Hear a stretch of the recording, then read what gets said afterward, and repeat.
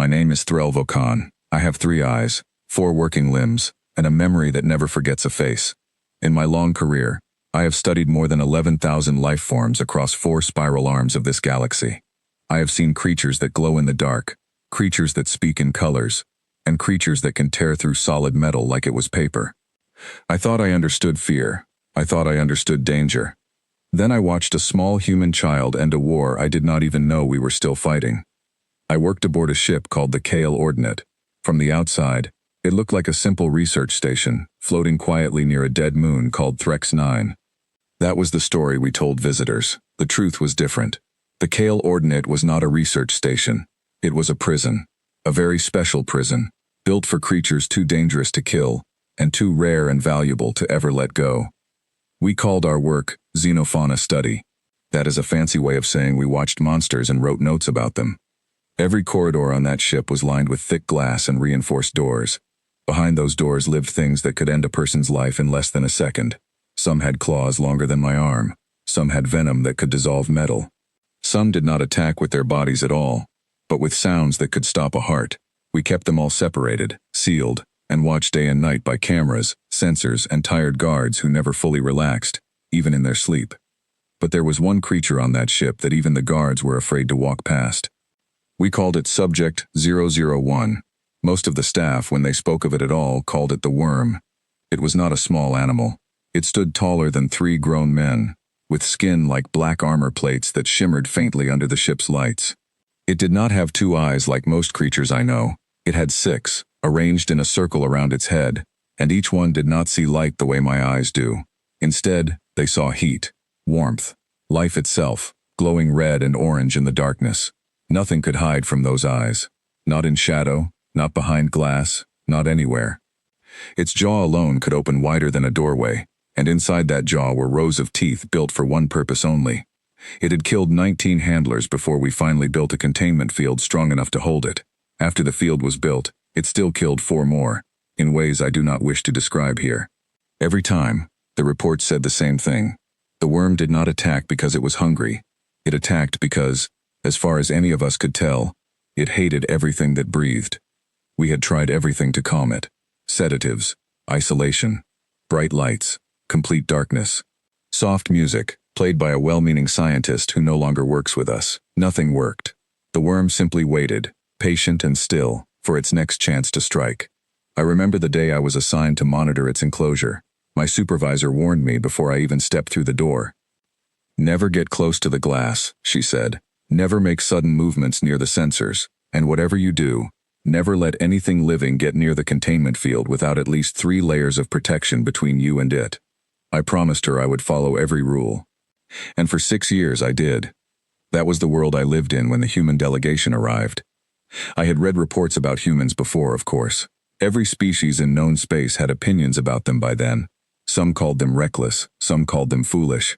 Some called them dangerously sentimental, prone to touching things they should never touch, prone to trusting creatures that had no reason to be trusted.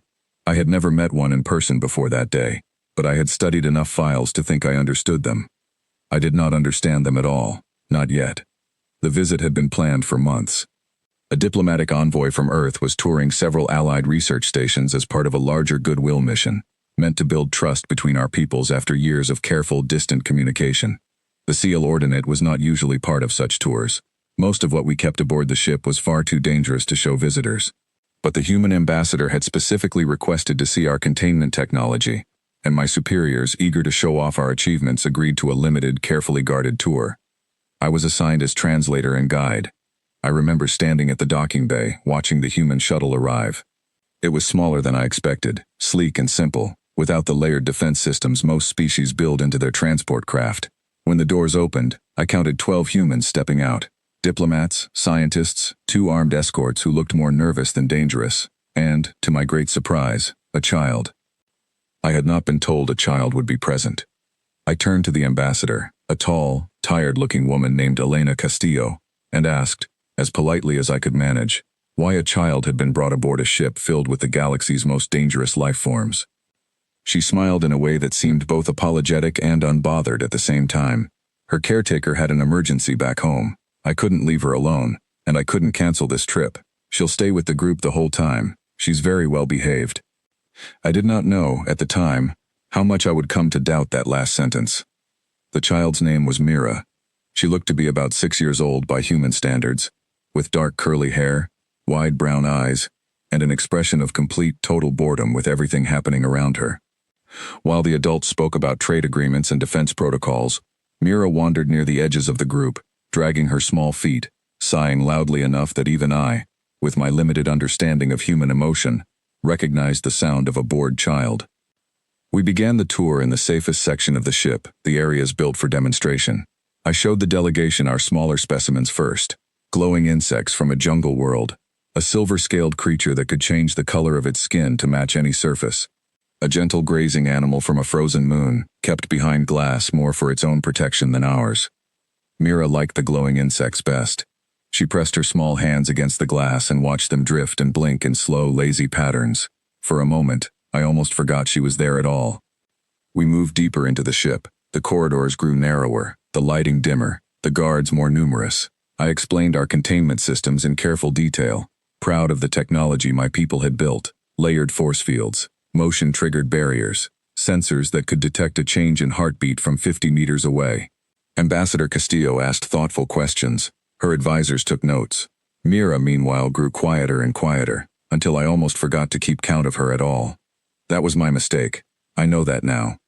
We reached the final section of the tour, the deepest and most secure part of the ship. This was where Subject 001 was kept.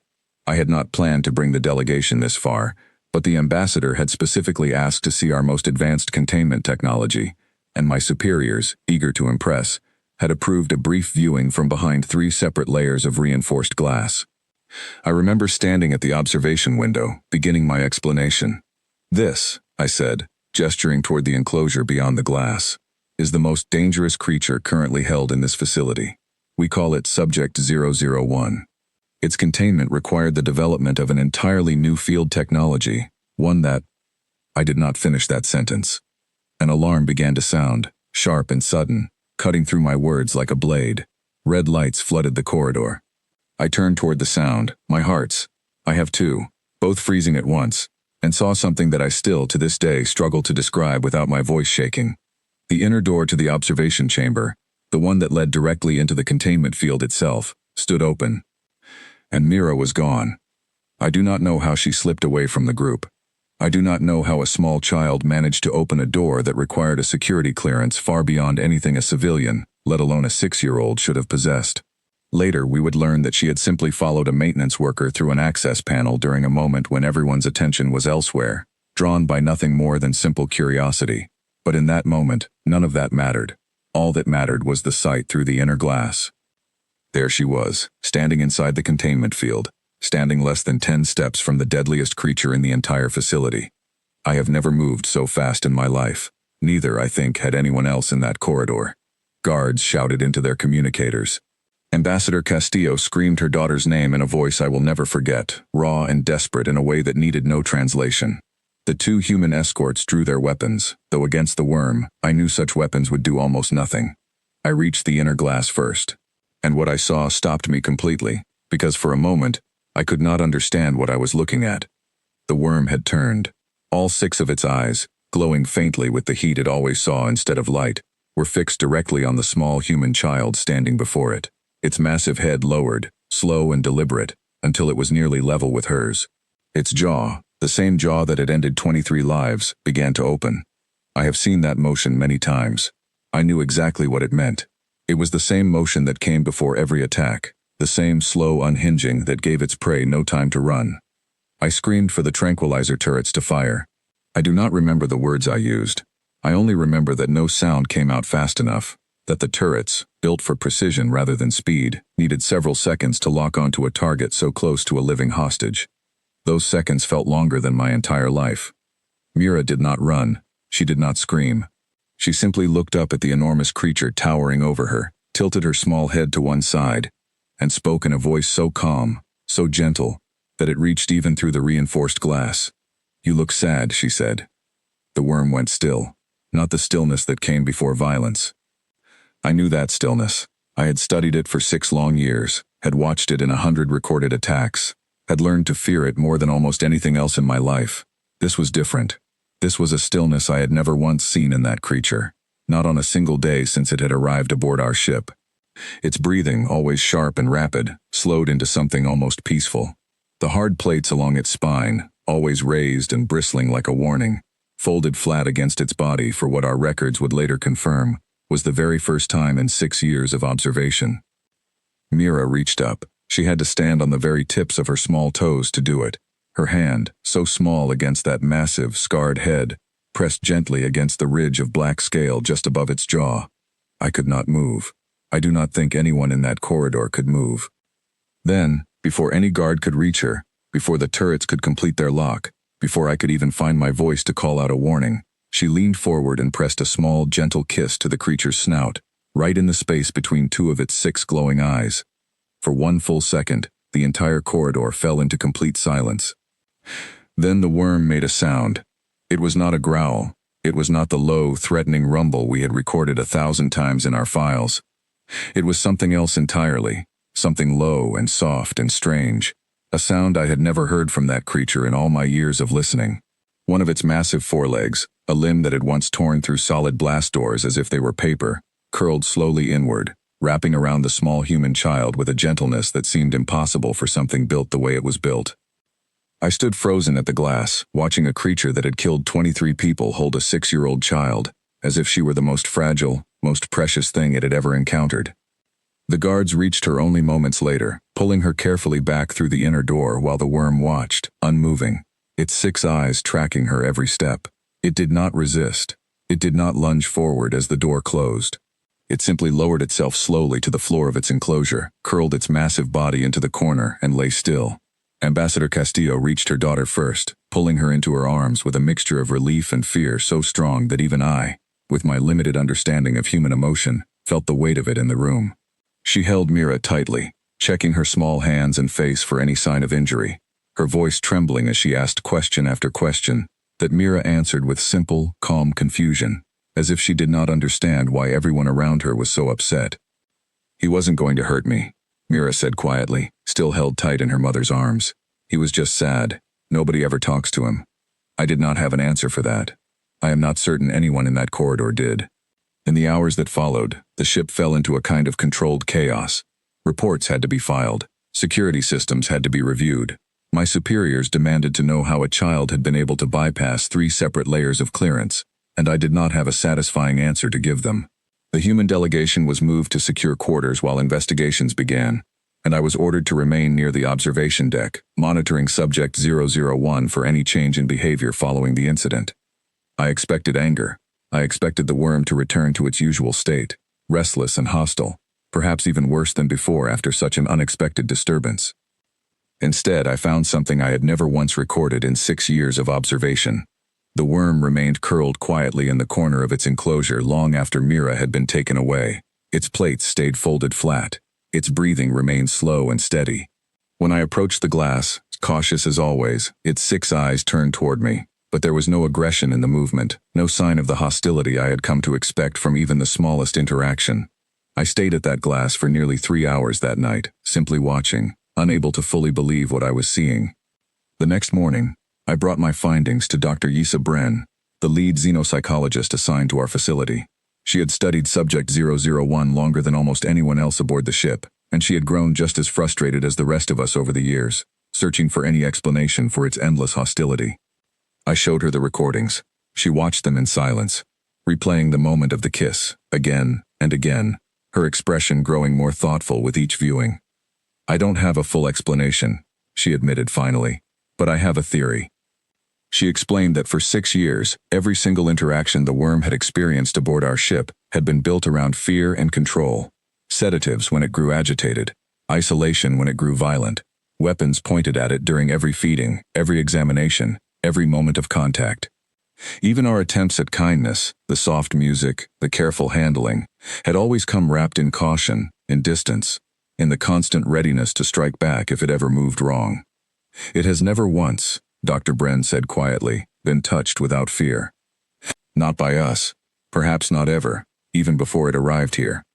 I thought about that for a long time. I thought about the 6 eyes that saw only heat, only warmth, only the glowing shape of living things in the darkness. I thought about what it might mean for a creature like that to feel, perhaps for the very first time in its long and violent life, warmth offered freely, without hesitation, without a single trace of fear behind it. Ambassador Castillo requested a private meeting with me later that day. I expected anger, perhaps even a formal complaint about our security failures. Instead, I found her sitting quietly, watching her daughter through a window, as Mira played with a small toy in the adjoining room, seemingly unbothered by the events of the previous day. "I need to apologize," the ambassador said before I could speak. "I should have watched her more closely. I am deeply sorry for the danger this caused your staff." I told her honestly that no apology was necessary, that the fault lay with our own security systems, not with a curious child following her own quiet nature. She smiled faintly, though sadness lingered behind it. She's always been like this, even as a baby. She never seemed to understand fear the way other children do. Dogs, storms, the dark, none of it ever frightened her the way it should. Her doctors always said it was unusual, but harmless. I never imagined it would lead to something like this. I asked her, carefully, what she believed had happened in that corridor, why her daughter had done what she did, without hesitation, without a single moment of doubt. Ambassador Castillo thought about the question for a long moment before answering. "I think," she said slowly, "that Mira doesn't calculate danger the way adults do. She doesn't see a monster and think about all the ways it could hurt her. She just sees something in front of her, and she responds to what she sees. And I think, in that moment, what she saw wasn't a monster at all. She saw something sad and alone. I have spent my entire career studying the calculations that guide behavior across countless species. Every creature I have ever studied, myself included, learns very early in life to weigh danger before acting. We measure risk. We measure fear. We build entire systems of caution around the things that might harm us, and those systems serve us well, keeping us alive through generations of careful decision-making. But somewhere beneath all of that careful calculation, it seemed, humans carried something else entirely, something that did not always stop to measure the danger first. Something that occasionally, foolishly, beautifully, simply reached out anyway. Over the following weeks, something remarkable happened aboard the Kale Ordinate. Subject 001, the creature that had taken 23 lives, that had resisted every method of calming we had ever attempted, began to change. It no longer attacked its handlers during feeding. It no longer bristled and raged when approached for routine examinations.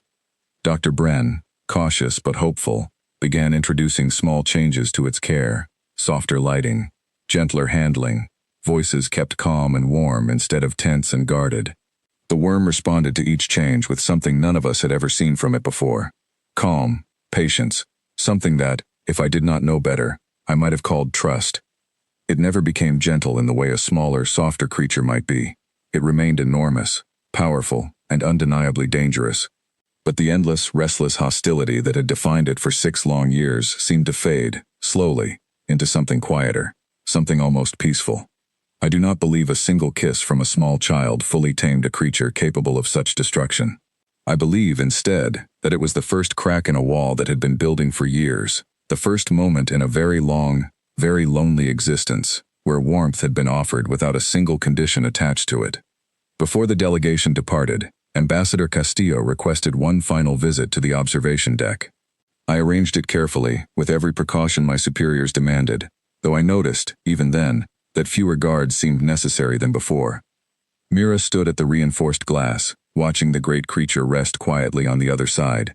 She did not ask to go inside again, and I do not believe any of us would have allowed it even if she had. But she pressed her small hand flat against the glass, and to my astonishment, the worm lifted its massive head, turned its 6 glowing eyes toward her, and moved slowly closer, until its snout rested gently against the glass on the other side of her small hand. "Bye," Mira said softly. "I hope people are nicer to you now." The worm made that same low, soft sound I had heard only once before, on the day of the kiss. Then it lowered its head, curled quietly in its enclosure, and watched her leave without a trace of the hostility that had defined it for so many years. I have thought often, in the time since that day, about what I witnessed aboard the Kale Ordinate. I have read countless reports about human behavior, filled with words like reckless, sentimental, and unpredictable. I understand now that those words are not wrong, but they are not the whole truth either. I think humans learn fear, just as every other creature does. I have seen it in their eyes during moments of true danger, the same instinct for survival that lives in all of us. But somewhere beneath that fear, in a place I am still struggling to fully understand, humans seem to carry something else as well. A quiet, stubborn belief that even the most dangerous thing in the room might simply be lonely, might simply be misunderstood, might simply need someone brave enough, or foolish enough, to walk up and prove it wrong. I watched a small child do something that 19 dead handlers, 4 failed containment attempts, and years of careful scientific study could never accomplish. She did not tame the deadliest creature in the galaxy through strength or strategy or clever planning. She simply was not afraid of it, and in 6 long, violent years it had never once met anything in its entire existence that wasn't. I do not know what became of Subject 001 in the years that followed my time aboard that ship, though the last reports I received described a creature far calmer, far more settled, than the one I had first been warned about on my very first day. I do not know what became of Mira either, though I imagine, wherever she is now, she has likely walked up to a great many things that frightened everyone else around her, and found, more often than not, that they simply needed someone willing to be kind. I am no longer certain that I understand fear the way I once believed I did, but I am certain of one thing, learned in a single unforgettable moment aboard a quiet ship near a dead moon. Sometimes, the bravest thing in the room is not the biggest, or the strongest, or the most heavily armed. Sometimes, it is the smallest one, standing quietly in front of something the entire galaxy has learned to fear, offering nothing more than a simple, gentle kindness, and refusing to be afraid.